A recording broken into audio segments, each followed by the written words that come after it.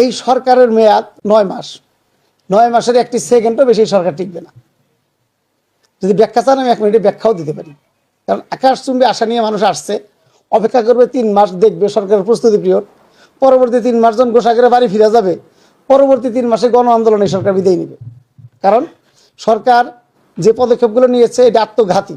অর্থাৎ আপনারা অনেকেই কৃষকের সন্তান, কৃষি খামার নামে যে খামারগুলো আমরা করি এটা আত্মঘাতী খামার। অর্থাৎ আপনি গরুর খামার করছেন। এই গরুর খামারের কাজটা কি? গরুর খামারের কাজ হলো একটা গরু বিক্রি করবেন, 20টা গরু তো খামার করছেন, একটা গরু বিক্রি করবেন 19টা গরু খাওয়াবেন, আবার একটা বিক্রি করবেন 18টা খাওয়াবেন, পরে আরেকটা বিক্রি করবেন 17টা খাওয়াবেন, লাস্ট মুহূর্তে একটা থাকবে ওটা বেঁচে নিজে খেয়ে বাড়ি যাবেন। আত্মঘাতী প্রজেক্ট। তাই সরকার একটা আত্মঘাতী প্রজেক্ট নিছে, সেটা হলো কি ফ্যামিলি কার্ড, যেটা রিশিডিউল নাই। অর্থাৎ যে কার্ডে কোনো ইনকাম নাই, পরবর্তী দেওয়ার কোনো রাস্তা নাই। এই রিশিডিউল কার্ড এই দেশকে ধ্বংস করবে, সরকারকে ধ্বংস করবে।